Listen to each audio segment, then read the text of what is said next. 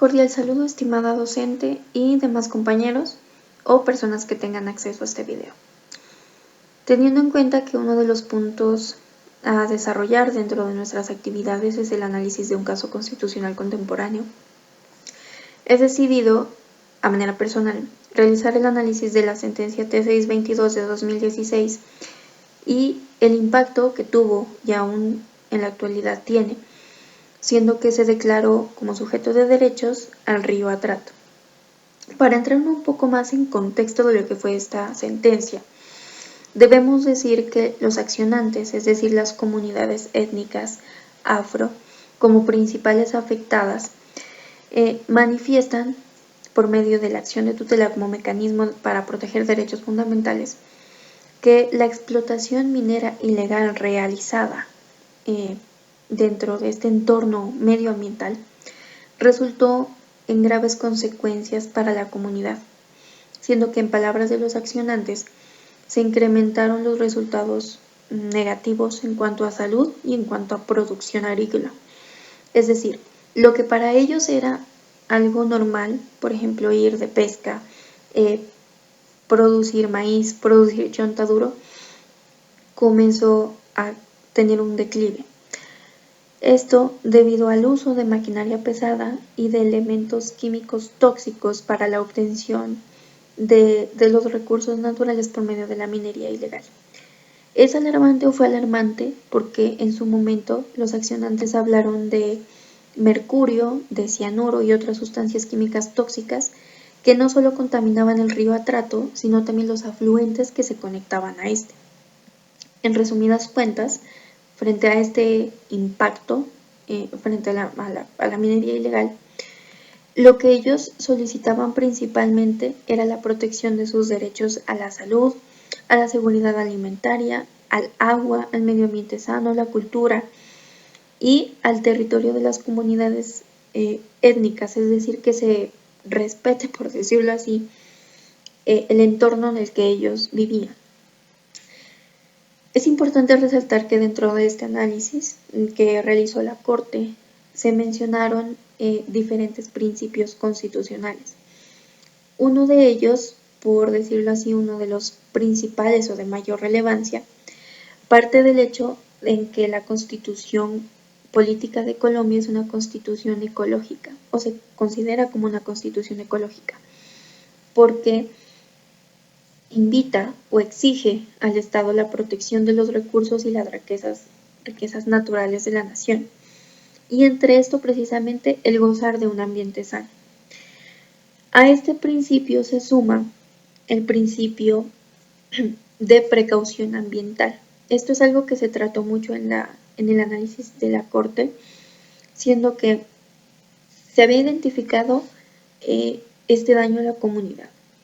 Sin embargo, los efectos a futuro no podían ser estrictamente previstos. Es por esto que, mediante la sentencia, se buscaba poner un alto y prever, en cierta manera, que esos daños continuaran a futuro. Y bueno, uno de los más relevantes o que cuentan con relación a todo este análisis de evolución histórica que hemos tenido a lo largo de este espacio académico, tiene que ver con la participación democrática del pueblo precisamente. Bien podemos recordar que pasamos de la época medieval a una época moderna dentro de todo un entorno histórico. Pasamos de ser a un Estado de Derecho a un Estado social de Derecho.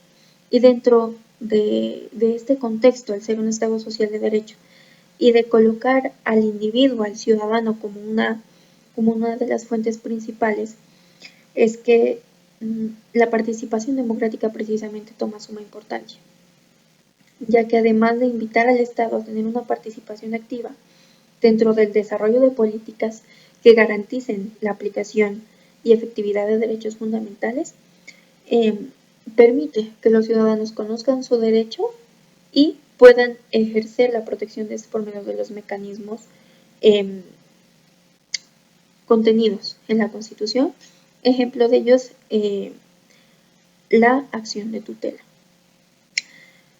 Sin embargo, a pesar de que esta sentencia marcó un hito en cuanto a declarar a un recurso natural, al río Atrato como sujeto de derechos, también tuvo varias críticas, desde el punto de vista en que al ser el río Atrato, o bueno, mejor dicho, al no ser el río Atrato una persona, un individuo,